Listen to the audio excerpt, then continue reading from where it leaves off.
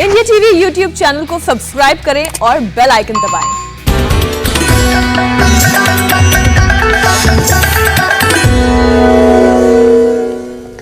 नमस्कार, आप देख रहे हैं हमारा खास कार्यक्रम कोरोना से जंग स्वामी रामदेव के संग, और मैं हूं हुसैन रिजवी और मेरे साथ है मेरी सहयोगी मीनाक्षी जोशी।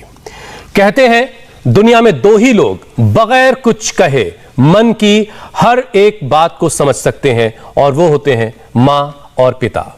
हर माता पिता बच्चों को आगे बढ़ाने, उन्हें अच्छे संस्कार देने की हर मुमकिन कोशिश हमेशा बस करते रहते हैं।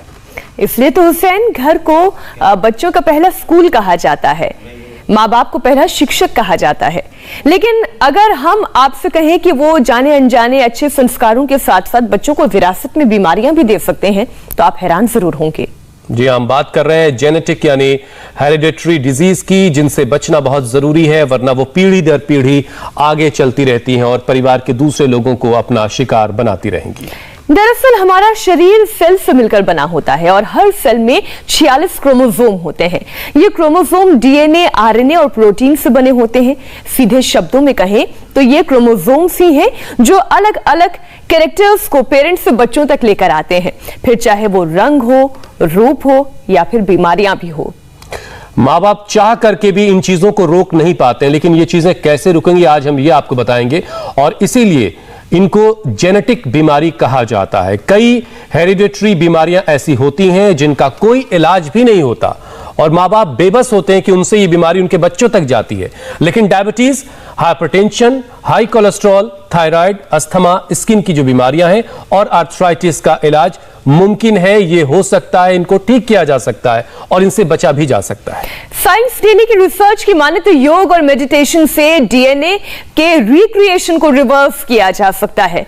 बहुत चमत्कारी लगता है, लेकिन ये पॉसिबल है और बीमारियों की फैमिली चेन को तोड़ा भी जा सकता है। इसलिए अगर माता पिता योग करेंगे तो ना तो बच्चों में जेनेटिक बीमारियां जाएंगी, बल्कि रोजाना योग के संकल्प से वो ताउम्र निरोगी भी बने रहेंगे। पेरेंट्स डे पर योग की इसी ताकत को हम तक पहुंचाने के लिए स्वामी रामदेव हमारे साथ जुड़ चुके हैं। स्वामी जी, बहुत बहुत स्वागत है आपका। प्रणाम स्वामी जी। स्वामी जी प्रणाम। बहुत बहुत प्रणाम। आज हमने कुछ नया कार्यक्रम रच रखा है। उस दिन पूरा नहीं हो पाया था कि इधर आग लगी पड़ी है और इनके भीतर भी एक आग लगी पड़ी। चलो स्टार्ट करो तुम भी। ये पूरे जेनेटिक चेंज को हम रोकेंगे और इधर से ये बच्चे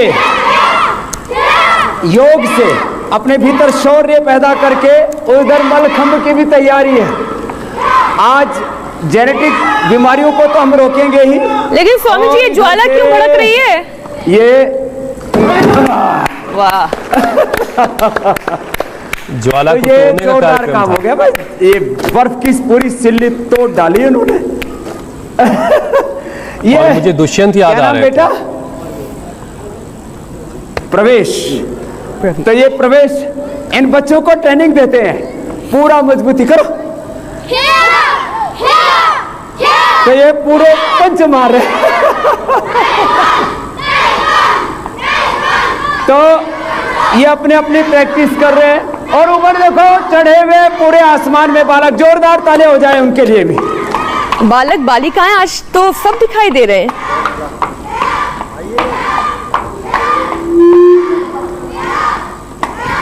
अभी मैं आ रहा हूं। और ये देखो बच्चे, छोटे वाले बच्चे हैं हमारे, लेकिन ये बड़े जबरदस्त बालक हैं और ऐसे नन्हे मुन्ने इतना बैलेंस बना के रखते हैं ये। तो आज वैसे तो हर दिन का ही प्रोग्राम हमारा इंटरेस्टिंग होता है, आज का भी प्रोग्राम बहुत इंटरेस्टिंग। स्वामी जी, अगर बच्चे ऐसे हों और तो माँ बाप के लिए खुशी का ठिकाना ना रहे। बच्चों की सेहत से बड़ा माँ बाप के लिए और क्या हो सकता है। और आज के दिन पेरेंट्स डे पर ये जो तस्वीरें हम दिखा रहे हैं, ये वाकई एक तोहफा है, एक सौगात है उन सब के लिए जो हमें इस वक्त देख रहे हैं कि सेहत से बढ़कर कुछ भी नहीं है। स्वामी जी, लाइफस्टाइल की वजह से पहले से बहुत सारी बीमारियों का खतरा बना रहता है। उस पर अगर कोई बीमारी पीढ़ी दर पीढ़ी माँ बाप से, उनको उनके माँ बाप से, फिर बच्चों में चली जा रही है, तो ये बहुत ही माँ बाप को भी बहुत खराब लगता है और ये डर लगातार बना रहता है। तो ऐसे में कौन कौन से योगाभ्यास हैं जिससे हम ये जो पीढ़ी दर पीढ़ी आने वाली बीमारियों की चेन को तोड़ सकते हैं।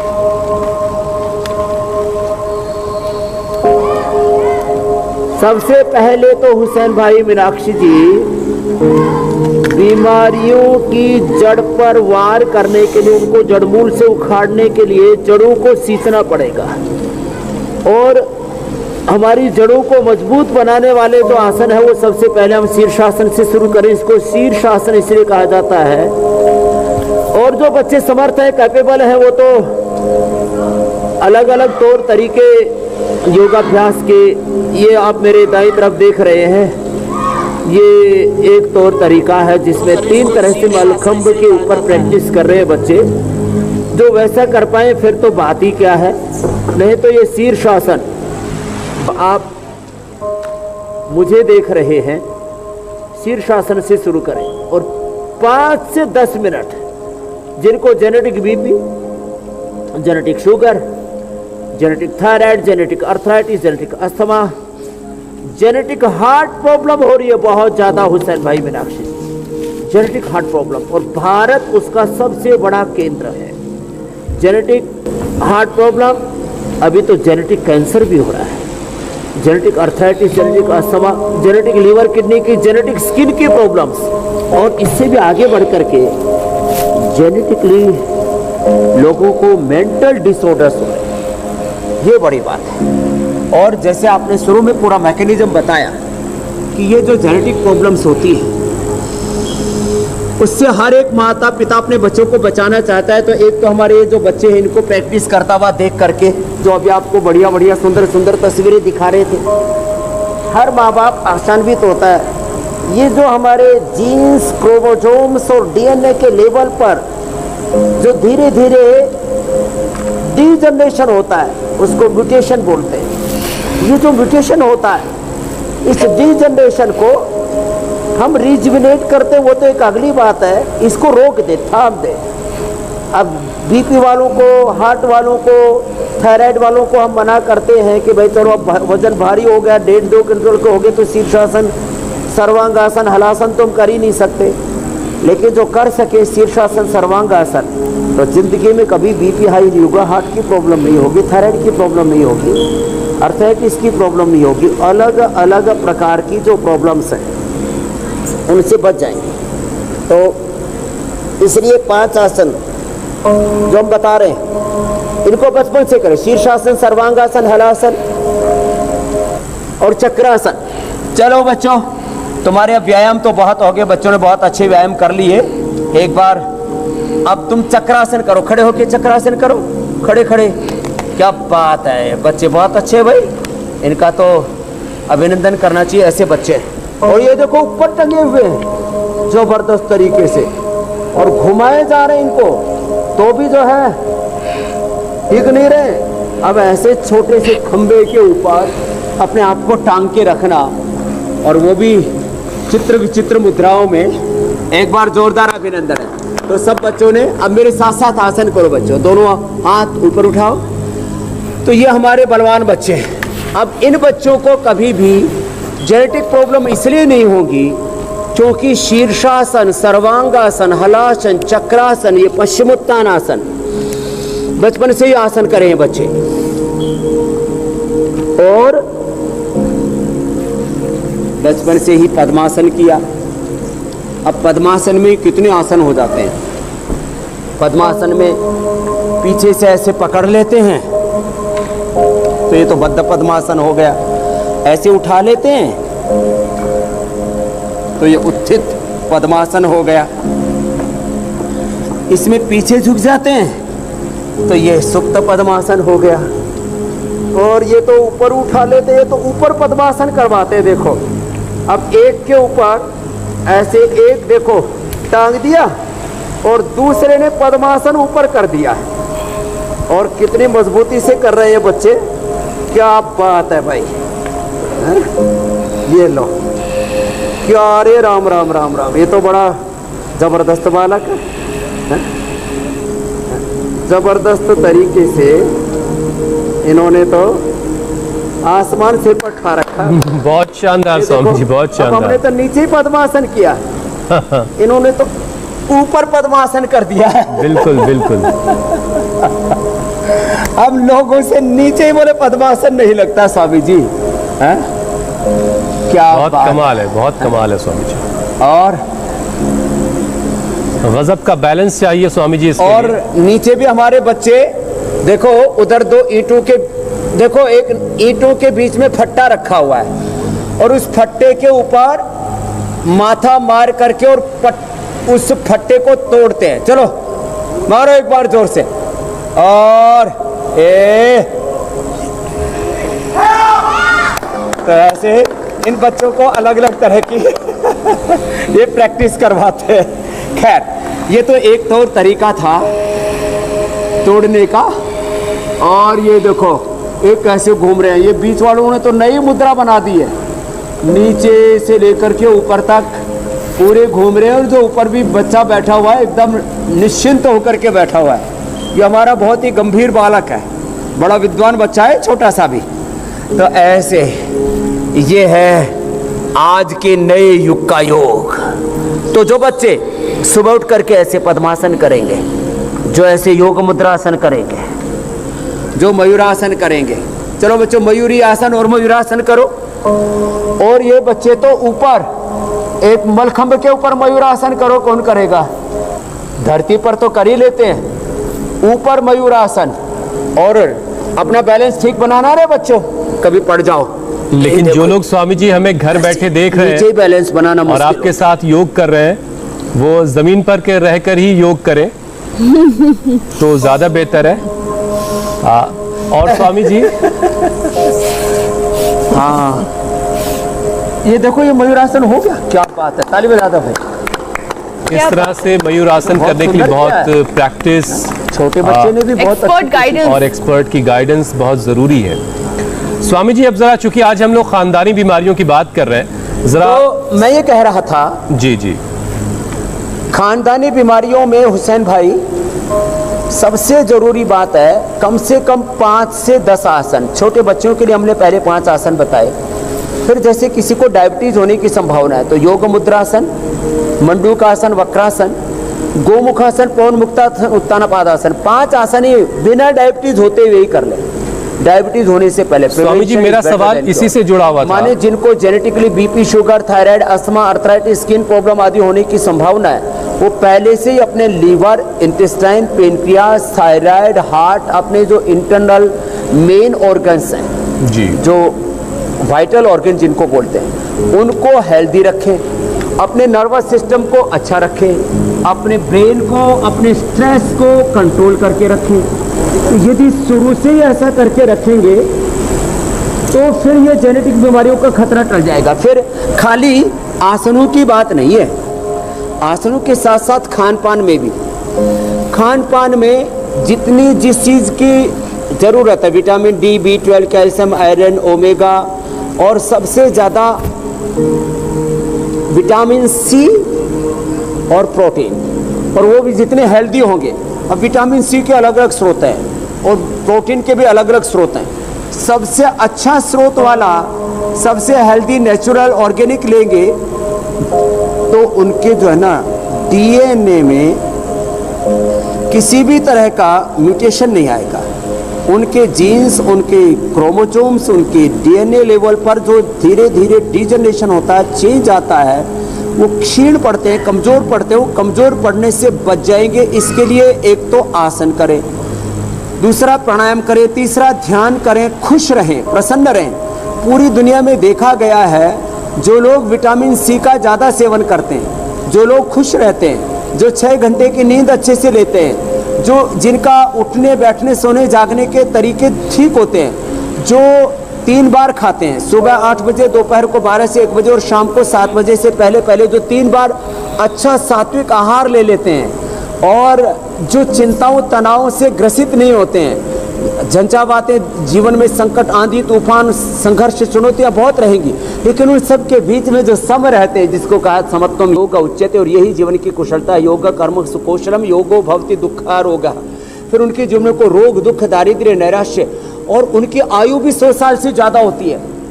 जेनेटिक बीमारियां तो होंगी ही नहीं। तो ये हमें डिजनरेशन को रोकना है।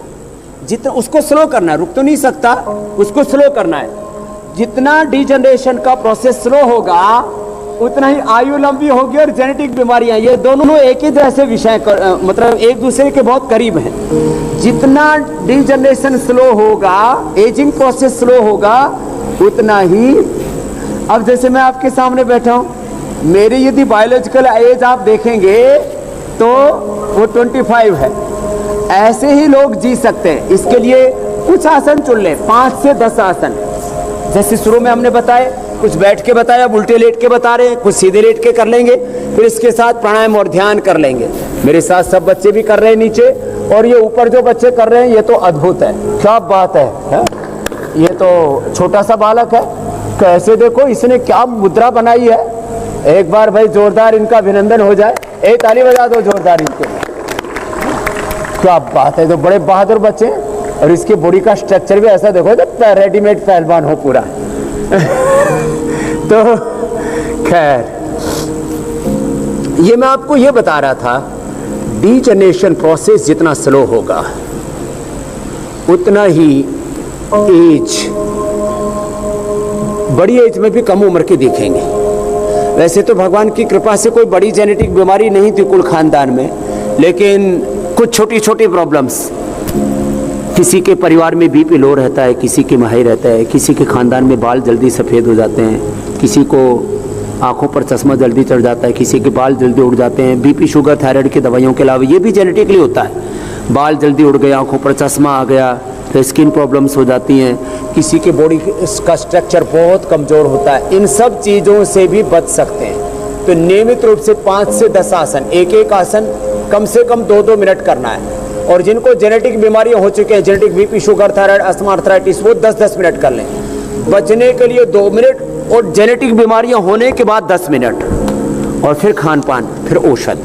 जिनको जेनेटिक बीपी था हमने मुक्तावटी और बीपी ग्रिड दिया, लौकी का जूस पिलाया और प्राणायाम करवाया, भ्रामरी, अनुलोम विलोम, उद्गीत, शीतली, शीतकारी, अनुलोम विलोम, भ्रामरी, उद्गीत, शीतली, शीतकारी प्राणायाम कराया। बीपी और चाहे के लिए बीपी ग्रिड और मुक्तावटी दी, लौकी का जूस पिलाया, बीपी, जेनेटिक बीपी ठीक हो गया। मधुनाशिनी, मधु ग्रिड दिया, और खीरा, करेला, टमाटर का जूस पिलाया। गिलोय और नीम, गिलोय, नीम, सदाबहार, गुड़मार आदि के साथ जो हम बताते, चिरायता, कुटकी के साथ मेथी का थोड़ा पानी पिला दिया, और जेनेटिक शुगर ठीक कर दिया हमने मधुनाशिनी, मधु ग्रिड से। और लोगों को सर्वांगासन, शीर्षासन भी जो नहीं कर सके उनको कपालभाति, उज्जाई, सिंहासन कराया, थोड़ा एक्यूप्रेशर का पॉइंट दबाया, और थायरोग्रिड खिला दिया, थोड़ा धनिया का पानी यही पिला दिया। और लोगों का हमने थायरोग्रिड से जेनेटिक थायराइड ठीक कर दिया, genetic BP, genetic sugar, genetic thyroid, genetic arthritis Pedanil gold Orthogrid से, जेनेटिक अस्थमा स्वासारी गोल्ड से, जेनेटिक लीवर की प्रॉब्लम सर्वकल्प और लिवोग्रिड, लिवामृत जैसी जेनेटिक जो ब्रेन की प्रॉब्लम्स थी, लोगों को मानसिक रोग थे, वो हमने मेधावटी और मेधापात से, जेनेटिक हार्ट की प्रॉब्लम, हृदय में अर्जुन की छाल से, ये बड़ी बात स्वामी जी। और हमने सब ये किया है, और करोड़ों लोगों ने हुसैन भाई, मीनाक्षी जी इंडिया टीवी के माध्यम से देखा है। और जेनेटिकली जिनकी हड्डियां कमजोर हो रही है उनको, और रीढ़ की हड्डी की प्रॉब्लम, कमर का दर्द, ये भी जेनेटिकली चलता है। कोई भी हड्डीगत, मांस पेशीगत, और स्वामी जी अगर ये जो डिजनरेशन होता है जी, और उसी से लाइफस्टाइल डिजीज के साथ जेनेटिक डिजीज होती है, और इसको भी हमने मिटाया। जी हुसैन भाई। स्वामी जी, अगर बीमारियां पीढ़ी दर पीढ़ी आगे बढ़ती हैं, माँ बाप से बच्चों तक जाती हैं, तो वैसे ही अच्छी चीजें भी, अच्छी आदतें भी माँ बाप से उनके बच्चों तक जा सकती हैं और जाती हैं। तो अगर माता पिता योग करेंगे तो बच्चे भी उसको सीखेंगे, बच्चे भी सेहतमंद रहेंगे, माँ बाप भी सेहतमंद रहेंगे। तो आज खासतौर से आप जो पेरेंट्स हैं उनको क्या संदेश देना चाहेंगे?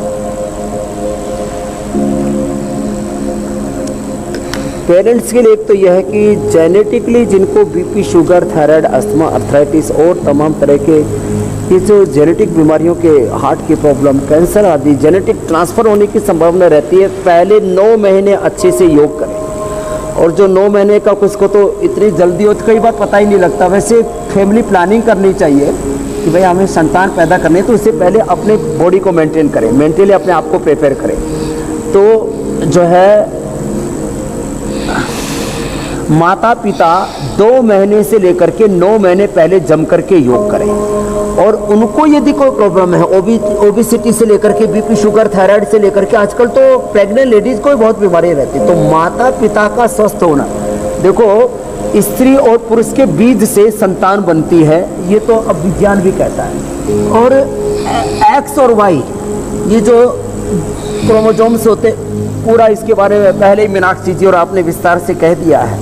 अब इसका ये जो संयोग है, माता पिता के रज और शुक्र, स्पर्म और ओवम अच्छे होंगे तो जेनेटिकली बीमारियां ट्रांसफर नहीं होगी। तो इसलिए माता पिता को पहले योगाभ्यास करके, अपने खान पान को, रहन सहन को, अपने लाइफस्टाइल को अच्छा करके, फिर स्वस्थ शरीर से, स्वस्थ चित्त से, स्वस्थ तन और स्वस्थ मन से, स्वस्थ भाव संवेदना से संतान को जन्म देना चाहिए। माता पिता को अपनी दिनचर्या बहुत अच्छी रखनी चाहिए। और गर्भावस्था में माताओं को खास करके लिए जितने भी एलोपैथी की दवाइयाँ हैं, इनमें केमिकल्स बहुत होते हैं और उनका माँ और माँ के गर्भ में पल रहे शिशु पर बहुत बड़ा दुष्प्रभाव होता है। इसको पूरे वर्ल्ड में अब तो साइंटिफिकली लोग रिसर्च से प्रमाणित कर चुके हैं कि ये ऑटिज्म से लेकर के जितने भी प्रकार के ये जिसको कहते हैं विकलांगता से लेकर के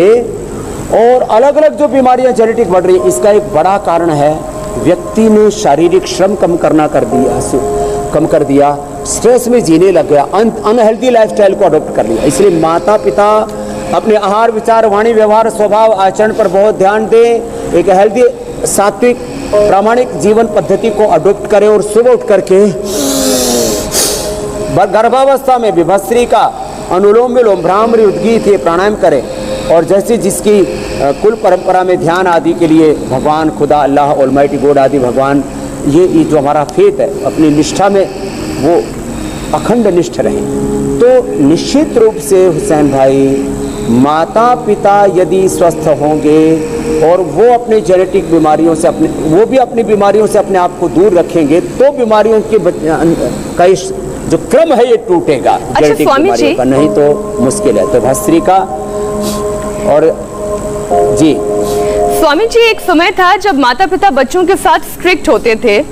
हालांकि स्ट्रिक्ट होने की अभी भी कोशिश करते हैं, क्योंकि मैं खुद माँ हूँ तो मैं बता सकती हूँ, उससे बच्चों पर असर पड़ता नहीं है, वो और ज्यादा जो है एग्रेसिव हो जाते हैं। आज की तारीख में माता पिता को बच्चों के दोस्त बनकर रहना होता है, तभी वो दोनों चीजें, अपने फायदे और नुकसान, जो मैं स्वामी जी कहना चाह रही थी वही बात इसमें भी है कि माता पिता को बच्चों के साथ व्यवहार कैसा रखना चाहिए, ये थोड़ा सा समझाइए। यहाँ तो पर्सनल ट्रेनिंग की भी मुझे जरूरत है।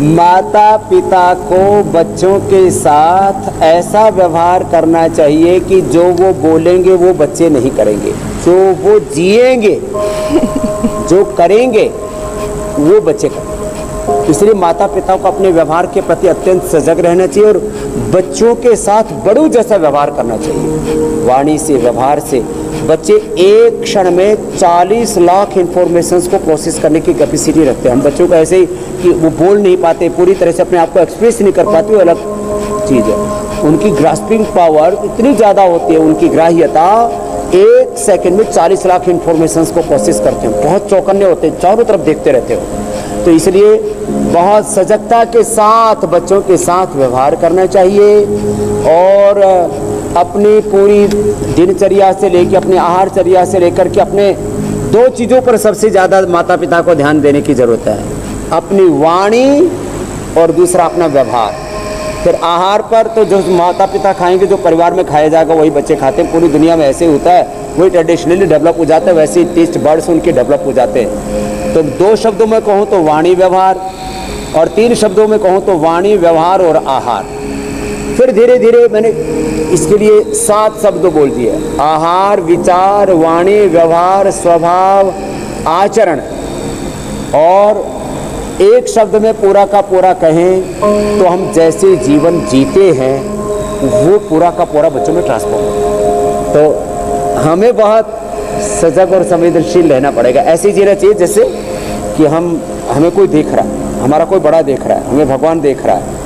इस दृष्टि से हम बच्चों के सामने जिएंगे और बहुत प्यार से, अत्यंत प्रेम से, अत्यंत करुणा से बच्चों को डांट फटकार करके मारपीट करके कभी आप समझा नहीं सकते। अत्यंत प्रीति से बच्चों को समझाएं तो बच्चे ऐसे उभरते चले जाते हैं और वो एक अप्रतिम प्रतिभा के धनी बनते हैं। अच्छा स्वामी जी, एक बहुत ट्रिकी सवाल है, उसके बाद फिर हम दर्शकों का सवाल भी लेंगे। अब स्वामी जी, बच्चों का ये जो क्यों है, व्हाई, व्हाट, व्हेन, वेयर, ये खत्म नहीं होता है। अब ऐसे में बच्चों के हर सवाल का जवाब देते रहे या फिर खुद उन्हें सोचने पर छोड़ दें कि आप बताइए क्यों, ऐसा क्यों हो रहा है? बच्चों को खुद सोचने पर छोड़ दीजिए। मैं आपको एक खास बात बताता हूँ, मेरे पास करीब 5000 बच्चे रहते हैं। 2-3 साल के बच्चों से लेकर के पतंजलि गुरुकुलम के, फिर आचार्य कुलम के, विश्वविद्यालय के, और मैं लाखों करोड़ों लोगों से मिला हूँ। मुझसे कोई भी प्रश्न पूछता है तो मैं कहता हूँ अपने आप से पूछो। तो मुझसे पूछते हैं सच क्या है, झूठ क्या है, भगवान क्या है, आत्मा क्या है, प्रकृति क्या है, साइंस क्या है, टेक्नोलॉजी क्या है, इनोवेशन क्या है, वेल्थ क्या है, प्रस्तुति क्या है, पैसा क्या है, प्रतिष्ठा क्या है, सक्सेस क्या है। तो मैंने कहा तुम क्या सोचते हो, सच क्या है, झूठ क्या है? बोले हम तो ये सोचते हैं। हाँ, मैंने आपको एक खास बात कहना चाहता हूँ, मैं 99% प्रश्नों के उत्तर बच्चों से ही दिलाता हूँ। और शिक्षा का बहुत बड़ा सिद्धांत, नॉलेज का एक बहुत बड़ा प्रिंसिपल है कि हर एक सत्य की शुरुआत हम स्वयं से करें, और जो पिंड में है वो हमारे ब्रह्मांड में। तो मैं तो 99% हर प्रश्न का उत्तर उसी बच्चे से दिलाता हूँ। जो प्रश्न पूछता है मैं कहता हूँ तुम क्या सोचते हो इस बारे में? तो बोलते हैं हम तो ये सोचते हैं। कोई टेक्निकल प्रश्न होता है या कोई बहुत बड़ा किसी कोई नंबर्स के अंदर कोई आंकड़ों में, तथ्यों में बात कहनी होती है, बड़े प्रिंसिपल्स की बात करनी होती है, अलग बात है। बाकी 99% बच्चों के मन में जो प्रश्न पैदा होते हैं उनको उत्तर देने में वो सक्षम होते हैं। वो टेक्निक हमें, लेकिन स्वामी जी अब जिन सवालों को हमें लेना है एक ही है कि उनके जवाब आपको देने होंगे। क्योंकि ये प्रश्न तो टेक्निकल है सारे। ज्यादा खाएं कि कम खाएं, ऐसा करें कि ना करें, हर बात का प्रश्न का वो उत्तर दे देता है। आप प्रश्न ले लो आप। बिल्कुल स्वामी जी। सबसे पहले आयुष का सवाल है। जोड़ों में उनको हमेशा दर्द रहता है, काफी कमजोरी महसूस करते हैं, तो उनकी ये सारी परेशानी आप दूर कर दें। आयुष के लिए और ये जेनेटिकली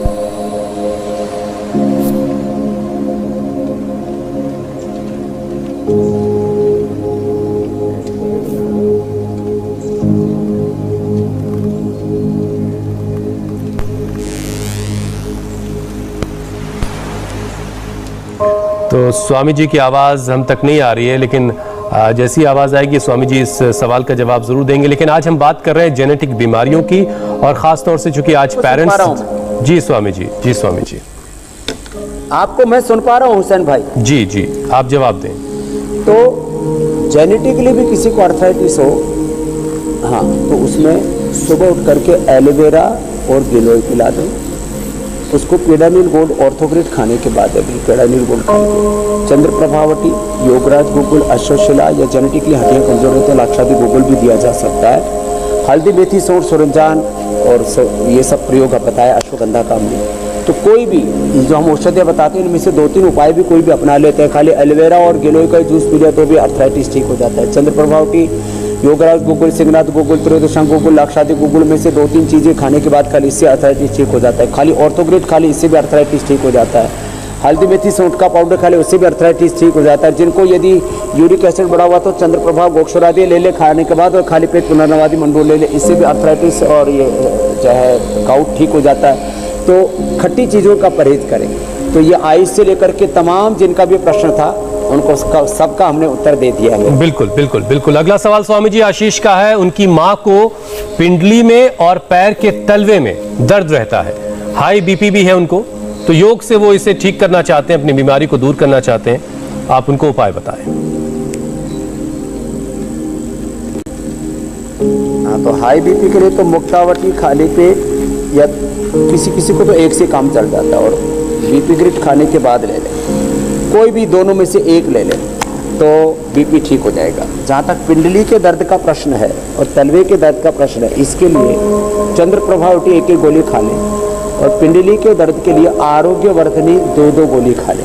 आरोग्य वर्धनी से पूरा पेट, लीवर, इंटेस्टाइन, पेट की गड़बड़ी से पिंडलियाँ जुड़ती हैं। तो ये पिंडलियों के लिए आरोग्य वर्धनी वटी, और साथ में तलवों में भी दर्द है तो चंद्र प्रभावटी, दोनों साथ में खा लेंगे। और गोखरू का पानी जरूर पिए। गोखरू के पानी से ये तलवों का दर्द और सर्वकल्प के पानी से पिंडली का दर्द दूर हो जाएगा। बातें छोटी छोटी नहीं।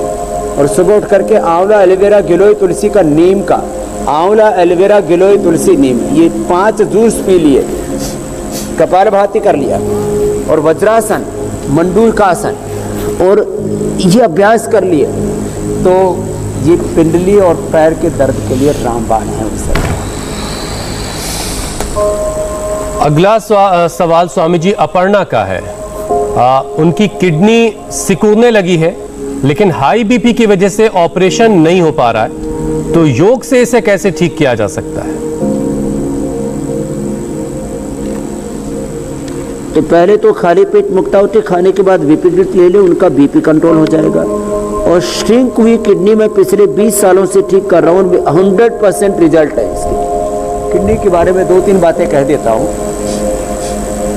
कपालभाति और अनुलोम विलोम, ये 2 तो प्राणायाम करने, और ये मंडूकासन, योग मुद्रासन, वक्रासन, गोमुखासन आदि जो हम आसन कराते हैं, ये आसन कर लें। चंद्र प्रभावटी, गोक्षुरादि खाने के बाद ले लें। और पुनर्नवादि, मंडूर और वृक्कदोषर वटी खाली पेट ले लें। और वृक्कदोषर क्वाथ भी पी लें। वृक्कदोषर क्वाथ और गोखरू का क्वाथ ही किडनी के लिए रामबाण है। इनकी श्रिंक हुई किडनी 1 सप्ताह में अच्छी होने लगेगी। 1 सप्ताह में पूरी तरह से उसका जो 9 सेंटीमीटर का नॉर्मल आकार है उसमें किडनी आ जाएगी। हुसैन भाई कतई ना डरे। दूसरा, जिनको प्रोटीन लीकेज होता हो तो गिलोय, गोखरू और आंवला का सेवन कर लें, प्रोटीन लीकेज भी दूर हो जाता है। और यदि क्रिएटिनिन भी बढ़ा हुआ है तो फिर नीम के पत्ते और पीपल के पत्तों का रस साथ में पिला देते हैं। और ये एक्यूप्रेशर का पॉइंट भी बहुत ज़रूरी है, ये करवा देते हैं। ये अद्भुत चीज़ है। ये तो बहुत लोगों की किडनी खतरे में, किसी को क्रिएटिनिन बढ़ा हुआ है, किसी का प्रोटीन लीकेज हो रहा है, किसी की किडनी श्रिंक हो गई है। तो सभी के लिए एक साथ उत्तर मैंने दे दिया है। और किडनी को बचाना बहुत ज़रूरी है। तो किडनी ट्रांसप्लांट और लीवर ट्रांसप्लांट के बाद में भी आदमी सहज ज़िंदगी नहीं जी पाता है। ट्रांसप्लांट जो है वो सॉल्यूशन नहीं है, योग सॉल्यूशन है। हुसैन भाई ठीक है स्वामी जी, ठीक है। स्वामी जी, अब हम कार्यक्रम के अगले पड़ाव की तरफ चलते हैं। स्वामी जी, आज हमने जीन्स और डीएनए की बात से कम ये तो समझ लिया कि अच्छी या बुरी आदतें या बीमारियां तक एक पीढ़ी से अगली पीढ़ी तक जाती हैं और इनको हम कंट्रोल भी कर सकते हैं। और शायद इसीलिए वो बात भी कही जाती है स्वामी जी कि जो बोओगे वही काटोगे।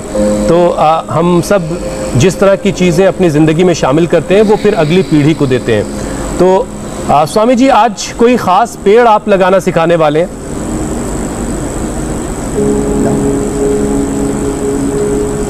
हाँ, पेड़ लेकर के आओ बेटा। तो आज हम पेड़ जो है लगा भी रहे हैं और हमने ये कार्यक्रम पहले भी चलाया और फिर अब बरसात की ऋतु है और 1 करोड़ पेड़ पौधे हम पूरे देश में लगा रहे हैं। और शुरुआत आज हम नीम और आम के साथ करना चाहते हैं। आम और नीम पहले इनको लोग लगाते थे और हम यहाँ पर प्रतीकात्मक रूप से, सुशील जी इधर आओ, ये हमारे इनके गुरु हैं जो बच्चे इधर योग कर रहे हैं। और इन बच्चों के लिए एक बार जोरदार अभिनंदन हो जाए। अद्भुत योग किया है सब बच्चों ने आज। तो आज जो है ये आम और नीम, ये आम तो भाई तुम अपने गुरुकुल में लगा लेना। तो ये अभी हमने पूरे देश में जितने भी मेडिसिनल प्लांट हैं, औषधीय पौधे और फलदार वृक्ष हैं, उनका अभियान शुरू कर रखा है। ये योग का तो कार्यक्रम हमारा चल ही रहा है। और दूसरा, ये नीम, ये तो गमले में ही लगा सकते हैं। गमले में ही ऐसे ये नीम से लेकर के, आंवला, एलोवेरा से लेकर के ये गिलोय आदि लगा देते हैं। और फिर जो है इसमें पानी डालते रहें, क्योंकि ये पेड़ पौधे लगा तो देते हैं लोग, लेकिन उसको सींचते नहीं। और ये जीवन जैसे बहुमूल्य है, ऐसे पेड़ पौधे, प्रकृति भी, nature and environment, artificial intelligence और डेटाबेस कहते हैं आने वाला फ्यूचर है। तो हम सब मिलकर के ये प्रतिज्ञा करें कि हम जीवन में कम से कम 1 पेड़, फिर धीरे धीरे 10, और मैंने तो संकल्प ले रखा है इस साल दिसंबर तक, पूज्य आचार्य जी का जन्मदिन आता है 4 अगस्त को, हमने शुरू कर रखा पूरे देश में, इस साल दिसंबर तक 1 करोड़ पेड़ पौधे हमें लगाने हैं। उसके लिए सबको हम आह्वान करते हैं, आओ पेड़ लगाओ, प्रकृति बचाओ, देश बचाओ और एक नई दुनिया बनाओ। बिल्कुल, और ये बहुत नेक काम है। माध्यम से मैं आह्वान भी करता हूँ, बहुत जरूरी है आने वाली पीढ़ियों के लिए हुसैन भाई। बिल्कुल बिल्कुल, और पेड़ों में और माता पिता में एक समानता ये भी है कि पेड़ों को पेड़ भी जो है हमें मुश्किल गर्मी से छांव देते हैं। जब बहुत तपती धूप होती है तो माँ बाप हर मुश्किल वक्त की जो आँच होती है हमें उससे बचा के रखते हैं। इसलिए आज पेरेंट्स डे पे सबसे ज़रूरी ये है कि अगर हमारे माँ बाप हमसे खुश नहीं हैं तो हमारी सारी अच्छी चीज़ें बेकार हैं। इसलिए अपने माँ बाप को हमेशा खुश रखिए। और कल के कार्यक्रम में क्या खास है वो अब आपको बता देते हैं। कल विजय दिवस है।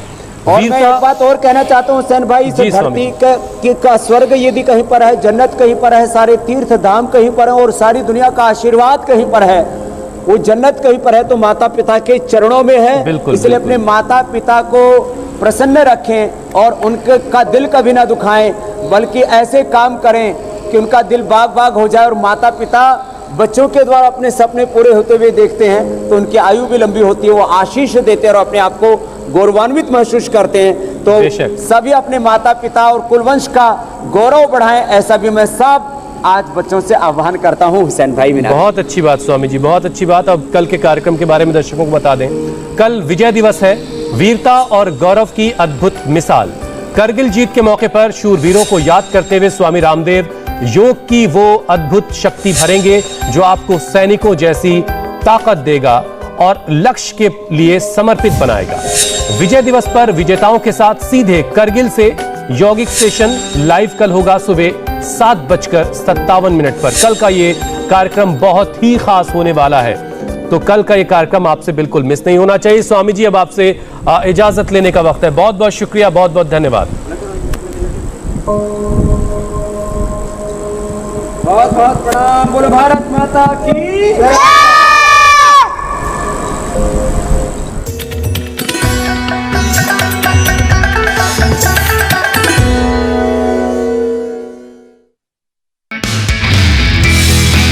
नमस्ते, मैं हूं मीनाक्षी जोशी। वीडियो और खबरों से अपडेट रहने के लिए India TV YouTube channel subscribe करें, बेल आइकन दबाना ना भूलें। जुड़े रहें इंडिया टीवी के साथ।